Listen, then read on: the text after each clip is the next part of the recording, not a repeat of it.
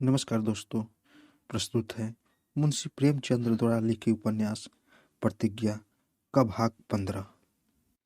दाननाथ यहाँ से चले तो उनके जी में ऐसा आ रहा था कि इसी वक्त घर बार छोड़कर कहीं निकल जाऊं।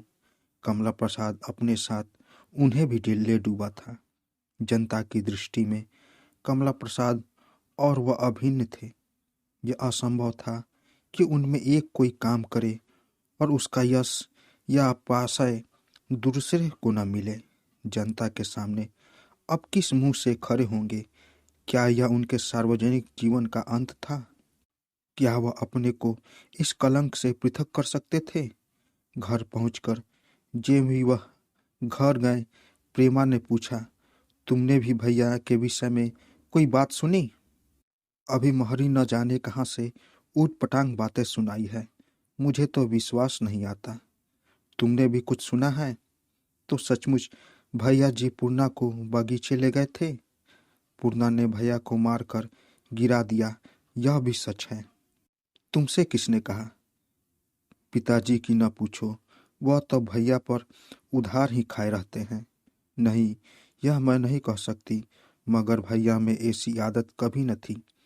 प्रेमा ने एक क्षण सोचकर संदिग्ध भाव से कहा, मुझे अब भी विश्वास नहीं आता। पूर्णा बराबर मेरे यहाँ आती थी। वह उसकी ओर कभी आंख उठाकर भी न देखते थे। इसमें जरूर कोई न कोई पेंच है। भैया जी को बहुत चोट तो नहीं आई? प्रेमा ने तिरस्कार की दृष्टि से देखकर कहा, भगवान न जाने तुम बड़े निर्दयी हो। किसी को विपत्ति में देखकर भी तुम्हें दया नहीं आती। प्रेमा को ये कठोर बातें अप्रिय लगी। कदाचित यह बात सिद्ध होने पर उसके मन भी ऐसे भी भाव आते, किंतु इस समय उसे जान पड़ा कि केवल उसे जलाने के लिए, केवल उसका अपमान करने के लिए यह चोट की गई है। अगर इस बात को सच भी मान लिया जाए तो भी ऐसी जली कटी बातें करने का प्रयोजन क्या? ये बातें दिल में रखी जा सकती थी। एक क्षण के बाद दाननाथ ने कहा, जी चाहता हो तो जाकर देख आओ। चोट तो ऐसी गहरी नहीं है, पर मक्कर ऐसे किए हुए है कि मानो गोली लग गई हो। नहीं भाई, मैं किसी को रोकता नहीं। ऐसा न हो पीछे से कहने लगे तुमने जाने न दिया। मैं बिल्कुल नहीं रोकता। हाँ, इच्छा न होगी, मैंने ना कह दिया ना। मना करना तो जरूर इच्छा होती, मेरे कहने से छूट लग गई। दाननाथ के दिल का बुखार न निकलने पाया। वह महीनों से अवसर खोज रहे थे कि एक बार प्रेमा से खूब जली खुली बातें करे, पर यह अवसर उसके हाथ से निकल गया। वह खिसियाए हुए बाहर जाना चाहते थे कि सहसा उसकी माता जी आकर बोली, आज ससुराल की ओर तो नहीं गए थे बेटा? कुछ गड़बड़ सुन रही हूँ। गप कैसी, बाजार में सुने चली आती हूँ। गंगा किनारे यही बात हो रही थी। वह ब्राह्मणी वनिता भवन पहुंच गई। अब मैं यह क्या जानूं, मगर वहां पहुंच गई, इसमें संदेह नहीं। कई आदमी वहां पता लगा आए हैं। मैं कमला प्रसाद को देखते ही भाप गई थी कि यह आदमी निगाह का अच्छा नहीं है, लेकिन तुम किसकी सुनते थे? जिनके आंखें हैं वह जान ही जाते हैं। हाँ, तुम जैसे आदमी धोखा खा जाते हैं।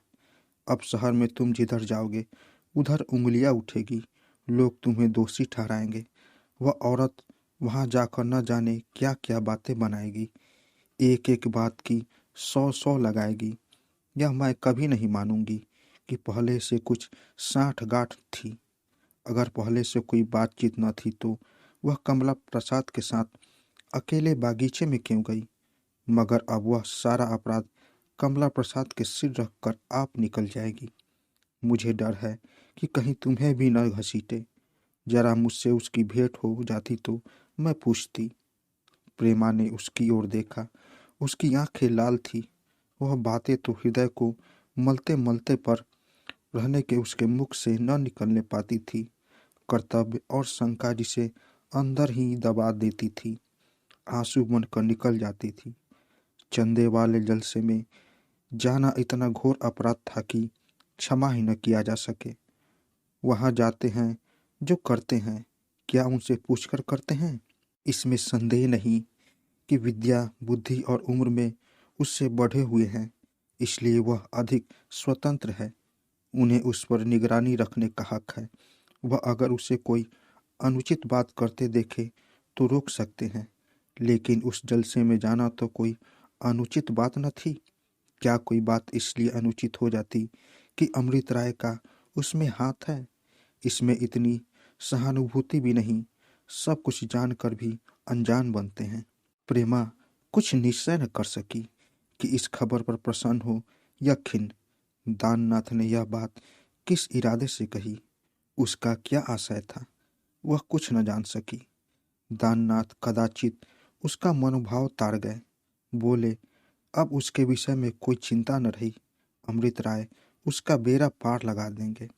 दाननाथ ने कुछ लज्जित होकर कहा, अब मुझे ऐसा जान पड़ता है कि अमृत राय पर मेरा संदेह बिल्कुल मिथ्या था। मैंने आंखें बंद करके कमला प्रसाद की प्रत्येक बात को वेद वाक्य समझ लिया था। मैंने अमृत राय पर कितना बड़ा अन्याय किया है, इसका अनुभव अब मैं कुछ कुछ कर सकता हूँ। मैं कमला प्रसाद की आंखों से देखता था। इस धूर्त ने मुझे बड़ा चकमा दिया। न जाने मेरी बुद्धि पर क्यों ऐसा पर्दा पड़ गया कि अपने अन्य मित्र पर ऐसे संदेह करने लगा। नहीं, उनकी भूल नहीं, सरासर मेरा दोष था। मैं शीघ्र ही इसका प्रायश्चित करूंगा। मैं एक जलसे में सारा भांडा फोड़ कर दूंगा। इन पाखंडियों की कलई खोल दूंगा। जरूरत है, कम से कम अपनी इज्जत बचाने के लिए इसकी बड़ी सख्त जरूरत है। मैं जनता को दिखा दूंगा कि इन पाखंडियों से मेरा मेल मिलाप किस ढंग था। इस अवसर पर मौन रह जाना मेरे लिए घातक होगा। उफ, मुझे कितना बड़ा धोखा हुआ। अब मुझे मालूम हो गया कि मुझमें मनुष्यों को परखने की शक्ति नहीं है।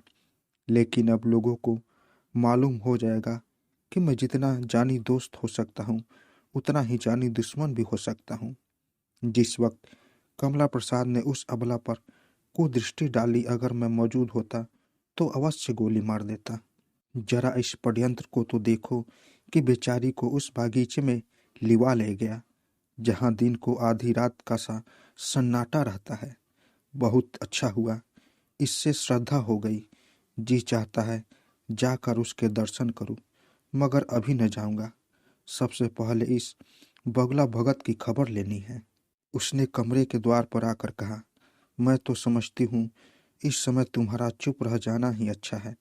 कुछ दिनों तक लोग तुम्हें बदनाम करेंगे, पर अंत में तुम्हारा आदर करेंगे। मुझे भी यही शंका है कि यदि तुमने भैया जी का विरोध किया तो पिताजी को बड़ा दुख होगा। प्रेमा ने प्रेम कृतज्ञ नेत्रों से देखा। कंठ गदगद हो गया। मुंह से एक शब्द न निकला। पति के महान त्याग ने उसे विभोर कर दिया।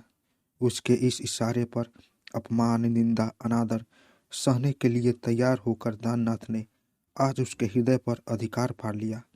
वह मुंह से कुछ न बोली, पर उसका एक एक रोम पति को आशीर्वाद दे रहा था। त्याग ही वह शक्ति है जो हृदय पर विजय पा सकती है।